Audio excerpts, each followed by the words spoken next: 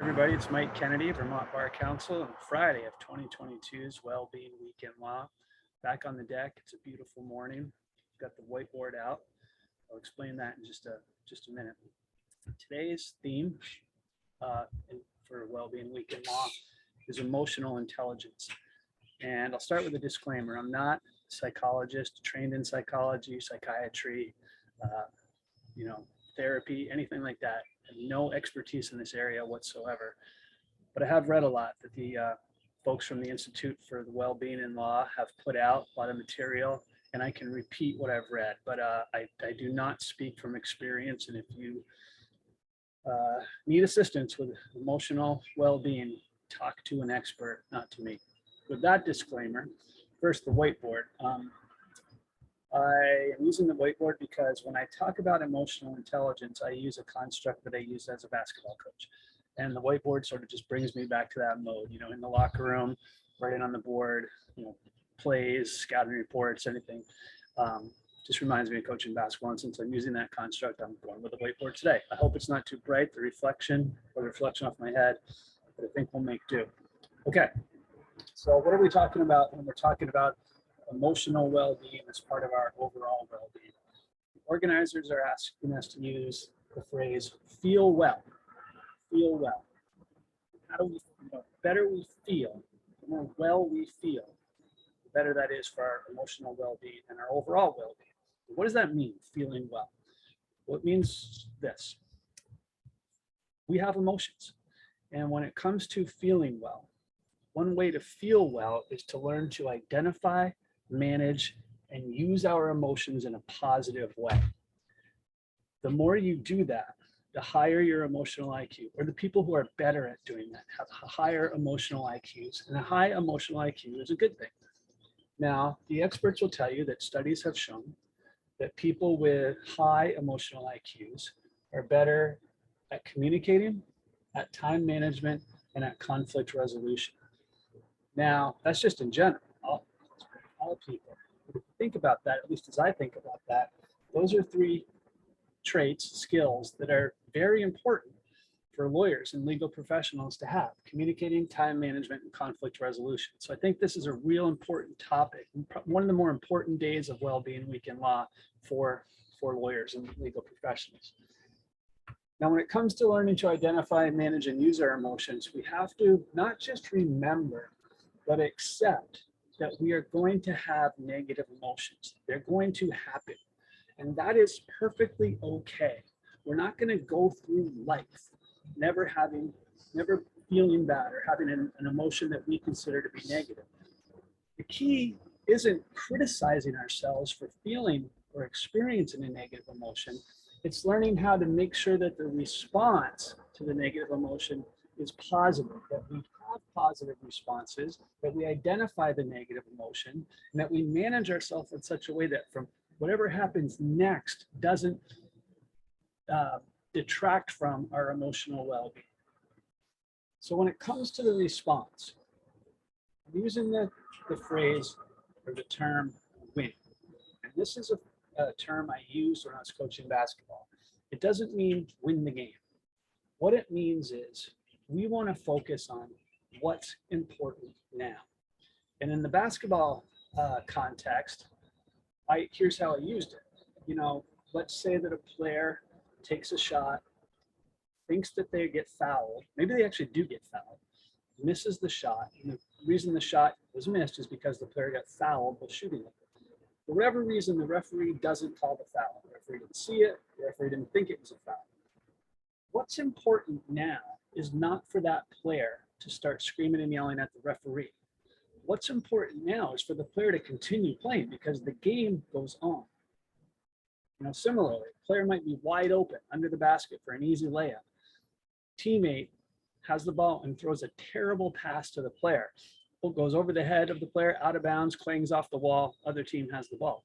What's important now for that player who was wide open but didn't receive a good pass? Not yelling at me to take the passer out, not yelling at the passer, not sulking and walking back to play defense, but running back and playing the next play. That's what's important now. So I think it's similar when we're practicing law. You're going to have negative emotions that are caused by things that others do to you. You know, opposing counsel who's really irritating, a client who's tough to manage. You're frustrated with the judge because the judge doesn't seem to be understanding the argument you make. Now, when it comes to what's important now, you can't control those things. You can't, the basketball player can't control the bad referee or the missed call, or the basketball player can't control the other player's bad pass. You can't control how opposing counsel treats you. You can't control necessarily the clients who are just abusing you or tough to manage. You can't control the judge's questions. You, however, can always control your reaction to the things that happen to you. That's what we're talking about when we talk about what's important now. It's your reaction. It's accepting that it's okay for you that those others caused you to have negative emotions, and it's learning to identify that, go through a process where your response is positive. Now, we have to remember to do what I call avoiding the false positives, because, and the studies will show this, the experts will tell you this, that there's a natural human inclination to get sort of joy in the moment from the negative response to the negative emotion. Meaning, you know, somebody tells you, you stink. Well, you stink too, or it takes one to know one. That feels good in the moment, like the snarky email that you send in response to the snarky email feels good in the moment.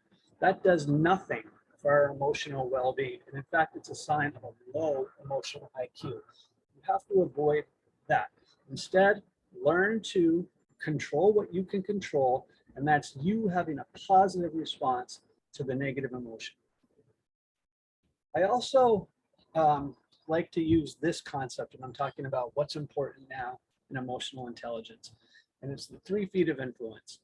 A couple years ago, my dad's wife sent me an article by Sharon Salzberg, and I've linked to it in today's blog post. It's a great article, and the title, I think, is 3 feet of influence. The point is that we can't control a lot of what happens to us in the world. However, there's a 3-foot bubble around us. Imagine that we are the main influencers within our 3-foot bubble. And others might enter our bubble and treat us poorly. We can't control that. But within our bubble, we're in charge. And in particular, we're in charge of ourselves. We can influence how we act we control the way we act within our bubble. And that influences, you know, emotions that follow from any interaction within our bubble. Meaning we can make sure that within our bubble, it's going to be a place for positive emotions for people with high emotional IQs. Now, that can be difficult.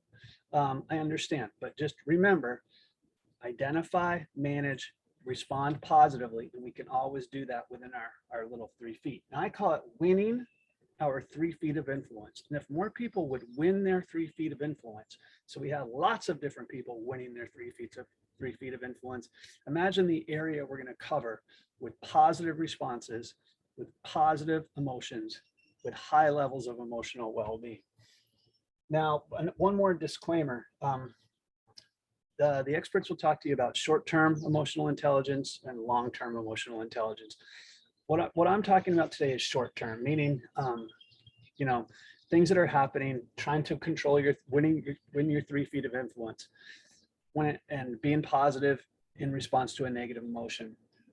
If you are in a situation where your negative emotions have, over the long term, caused significant problems for you, that's okay. It's perfectly okay to acknowledge that, and it's perfectly okay to seek help. Seek the help. You know, if you need, contact Josh Simons with the Lawyer Assistance Program. Contact me and we can give you referrals. I'm not talking about long-term issues with emotional intelligence. I'm just talking about in the short term and sort of an overview and basic lessons. And then finally, a lot of the experts will tell you that you know, negative emotions, which they're okay to acknowledge, they're powerful. And they're more powerful than positive emotions. And when it comes to emotional health and emotional well-being, we have to search out sort of 3 to 4 positive emotions, positive feelings for every 1 negative emotion that we feel. How you do that, Again, not my area of expertise. There's information in the material that talks about how to do it. What I think about on that topic is this, and it goes back to our 3 feet of influence. If we know that everybody needs 3 to 4 positive emotions for every 1 negative emotion, and we know that sometimes people are coming into our circle from a negative, they're experiencing negative emotions, or they have a low emotional IQ. We can control how we react to them. We're going to remember what's important now is a positive response. But let's also remember this, that person who enters our circle and is full of negativity, they need to find positive emotions or positive emotional responses themselves. They need to increase their emotional IQ. And if we know that people need 3 to 4 positives for every negative, maybe we, by controlling our response to them and making our response positive, maybe we are one of the 3 to 4 things that that person needs to increase their own emotional well-being. So I guess in that sense, winning your 3 feet of influence by manifesting a positive response to a negative emotion, that not only helps us, it can help others. That's my take on emotional IQ, emotional intelligence. Thanks for listening. Quickly, I do this every year. My Kentucky Derby picks. Here's what I'm doing tomorrow. I like 3 horses, the 1, the 3, and the 12. Mo Donegal, great Irish name, have to go with that. Epicenter and Tida. I'll probably do some sort of exacta box with those 3. Not into the favorite, Zandon, number 10. I'm fading Zandon. Long shot, if I had to bet on a long shot just to win, I'm going with the 8, Charge It. And the 6, Messier, I like the horse. Haven't figured out a way to fit the horse into what I'm doing tomorrow. So probably just not going to use it, but keep it in mind. Finally, expressing gratitude, like we talked about yesterday. Mom, thank you very much for the mint that you gave me. It's great. It's doing well, believe it or not. But I think mint just does well anyway, regardless of how little I do, right? But some of this mint, speaking of the Kentucky Derby, some of this mint will be put to good use tomorrow. Well, you know what I mean. Anyway, thanks for listening. Thanks for participating this week. All of you who did, can't tell you how much I appreciate it. Continue to reach out to me with what you've done to participate in Wellbeing Week in Law, and I'll make sure that you get recognition for that on the blog. Thanks all, and have a great, great weekend.